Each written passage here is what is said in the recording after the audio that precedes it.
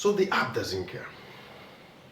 I think that's a good way to start, because that's what I'm about to talk about, because I'm tired of that shit. I hate these union guys because all they ever do really is protest. All they ever do really is shut down the app, shut down the app. And I'm like, okay, Frank, what is your problem? Explain this to me. Help me understand this. You say the commissions are crazy, they're bad. Now there's an app, which is InDrive, that came and is like, I'm taking 12%, 12.25 or something percent. And you're like, nah, I will stick with you that is taking more percent and complain. What is your problem? Do you really want a solution, or you just like to talk? Really? Because help me understand this again. What do you mean the app doesn't care? The app is your daddy or your mommy that is supposed to care about you. No, let's do this. Name me two industries who actually care about the employee. Nobody does. Every business, every sector, it's all about the customer, not the employee. Die today, they're replacing you, a new vacancy is going out tomorrow. Nobody cares about you. How is it that you're not yet understanding that? Everybody's protesting. The filling station workers are protesting. The bankers are protesting. People who are working in even industries that you think, what do you call them? I need to come down, sorry. The doctors are protesting. Everybody doesn't seem to be happy with what they're getting. But how dare you think that the employers care? They don't. They absolutely don't. And more than much of the other several industries that exist in this country, the ride-sharing industry is the one where you, as the driver, you are literally at liberty to pick what conditions works best for you. And yet you decide, or you prefer instead, to sit around the idea of complaint. I was speaking with this, there's this new ride-sharing app, I don't want to call their name. They were looking to expand to Owerri. So I was like, see, just as an input, if you're going to build your business or try to attract people, especially drivers, on the basis of lower commission, I promise you, you will not win. It's a fact. Because in as much as the drivers complain about the bad commission, the fact that they still remain on Bolt and Uber tells you that the commission is not the problem. They enjoy the complaints, don't get me wrong, but the commission is not the problem. If tomorrow Bolt and Uber comes around and say, you know what, we're going to take 35% flat rate, people will still be on Bolt and Uber, because it's not the problem. Let me paint you a picture here. Let me paint you a picture. See, let's say tomorrow they actually did reduce, or rather increase the fare. What used to go to for 5,000 now is 8,000, right? You should be happy, but apparently people won't be. Drivers won't be, because they don't understand the concept of time and season. It's like the thing is, the Bible that said this one, Ecclesiastes, yeah, something about there is a time and a season for everything. In some past video, we analyzed this, wherein some months are good, some other months are not. And I've been able to find out within 2 years of checking and cross-checking and being very certain. Again, it's not a conclusive proof, but at least 90% accuracy we can get from that. 7 out of the 12 months in the year are good. 5 are not very good. You have to remember this, and this doesn't always only affect you. Right now they're trying to go for another protest because the fares are poor, right? Just December is coming, or June, or May. Check again if they're going for protest. They won't. Why? Because that's the season. What some people don't get is that this same economic impact or hardship is felt across all sectors. It's not just you. I've even heard some drivers go as far to say, if you don't have money, sit in your house. Can I explain something to you? The people who form the most part of your customer base are the wannabes. People who have cars don't use Uber. If you raise the price too high, what you are going to get is the rich people who really can afford it will also still not use you because they have their car. So what kind of a business, like you will have the very good price, but yet you'll be parked in one spot waiting for the trip to come because it's not coming.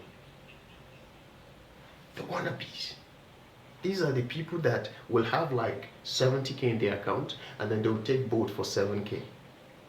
Financially speaking, that is a very wrong decision, but they will do it. I'm even being too generous. Somebody will have 20K and still take boat for 8K. It happens. Okay, let me not insist on them. They know their finances. They know where they have money stashed or something. All right? But I'm just trying to tell you, there are times and seasons. In January, every business seems to be slow. Every single business seems to be slow. I spoke to this woman. She sells water, bottled water in parts, like basically the supplier to other retailers who, soft drinks, bottled water, all of it, hips. So she was like, it's a bit slow, especially when the kids are not in school. Now think about it. This is something that is an edible. It's water, it's soft drink. People consume this thing in their numbers every single day, but still this woman said there are slow months. There are still slow months, even though it's an edible. So is it that people are no longer eating and people are deciding to die? No, it's just the season. Because apparently when children are going to school, parents tend to buy these things more. When they are on holiday, the child has to swallow whatever because, parents like it when their children look good and give them a bobo and all of those small sugary things that they used to give to children to go to school. They always want their kid to look good. They want it to look like you're coming from very posh. But the point is, seasons. Even people that sell provision, convenience stores, will tell you that certain months are dried and other months are not. If they are not making money, why should they book you with a higher amount? And what do you really think here? That somebody is sitting in a boat office or Uber office and just changing the algorithm, and it's like, let's make it cheaper. Cheaper is good. Who is losing? You don't understand that the higher the fare, the more the commission they take from you. So why would they want it low? It's just the time and season. When there are more people booking, the price will just jump. In fact, if there's one thing I think they mechanically try to do, is things like search. They create that red map and make you feel like something is happening before you know it's gone. Right? That's the reality. Time and seasons. January, February, March, April, not so good. Just go through the month. You are still going to be profitable, don't get me wrong. You will still make profit, but not as much as you expected. May, June, great month. Great month. July, August, not so great. Sounds like it's 6 months, 6 out of 6. I think it's 7, but anyway. But then you see like September, October, November, December, all very great months. All very great. Time and seasons.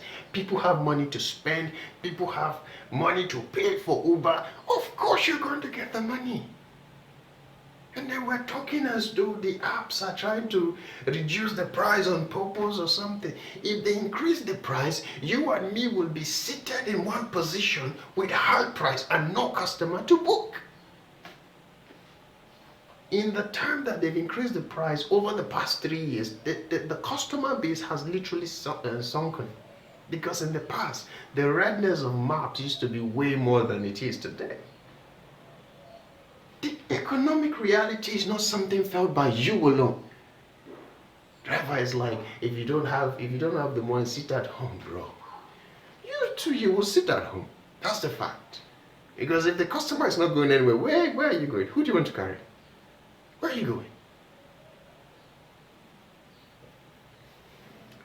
Your car is part of your biggest problem. It's not the app's fault. Is it your fault? Maybe it's not your fault. Let's blame the government. Let's always blame the government. Because it's just, nobody will ever speak for them. So, you buy a car that is like, God knows from what time, and you don't expect it to have problem today. Of course, if you buy a new car today, you are going to enjoy the most out of it. But that's not the economy we find ourselves in. How then can you say the app is the problem? Sounds like I'm advocating for the app. This thing is pissing me off because I'm not really advocating for the app. That's not the point. I'm just saying, man, why the intensity, the rambling, the bickering, the verbosity? Bro, fucking calm down. Is it that you like the job or you don't like the job? You don't like the job? Move the fuck on to the next thing. So sorry for cursing. Move on to the next thing. You don't have to stay there. Do you know, I was in the comment section of one particular post, and I heard this one guy came and was like, see, ever since I left ride sharing, life has been good, this. And all I'm thinking, why are you here? You no longer do the ride sharing. Why are you here in this platform or whatever platform it was there? New people are coming into the business. They're trying to understand, okay, can I navigate? Do I have or stand a chance to make some returns or whatever? And there you are. This business is bad. I still remember one time I was inside a taxi. This dude, I had not started there. This dude was talking so bitterly about, they don't care about their drivers. They don't care about their drivers. All I keep thinking is, who really cares about the employees? And by the way, you're not even an employee. You're not an employee. You're an independent contractor. You don't write an employment contract to pay you every month. You earn money. I use you, your service, or whatever it is you have, and then you get a commission out of it. That's how contract works. Oh boy. Many people, I am spent just thinking about it. Why sit in a place and complain about it? Why not just make a change? Why not just move? Why not just try something else? The protest always sounds like a joke. What do you mean, shut off the app? Shut off the app and what? Most part of the country, most part of the world actually, you hardly ever see a unified front. Unless they are fighting against the commission. Because why are the apps gulping in so much when I'm doing most of the work? That makes sense. But now you have the option. There are other apps that don't gulp up as much. So what is the problem here? Let's just come together and complain. This is how a religion starts. One person just shouting all over the place for no particular reason, but the person is shouting with such intensity, like I'm doing right now. And before you know, you think the person is actually making any sense. And before you know, you join the movement and not understand what's happening. It's on you. You will learn. You will learn these things. When I started, I used to eat my money a lot. Every time, it's like the next time I'm going to work, I'm eating every goddamn thing. I'm literally hoping on any kind of trip. I've spent everything. I learned. Nobody had to teach me that. Learn to save, learn to budget, learn to have a system. You will learn. It's because you've not learned. That's why you're busy disturbing everybody about how you shut the app. When you shut the app, then what happens next? What happens next? Learn, for God's sake. God of Nazareth. It's too hot in the day for this. I'm just saying, man. You will grow, you will learn budgeting. You will learn to keep money aside for rainy days. You will learn that repairs in your car is not optional. It will happen. Your car will break down. No matter how unused, how neat, how Belgium, whatever standard it is, your car will break down. Relax, it's a fact. As you're earning, you're keeping the money aside. Even if the car is 1,000% today, tomorrow it's going to be 80%. That's a fact. But no, let's sit around and shout about how things are not going well. And okay, so the point of this video is this. I believe it's complain less. Okay? Find solutions more. I feel like we'll grow better when we talk solutions than when we talk problems. Alright? Just makes more sense to me. If you think these apps that exist right now are not doing the best, well, find a different app. Kudos to Afe. I don't know if I'm saying that right, but it's actually doing something. So, find solutions, man. Not yapping. You don't talk past woman. Hey.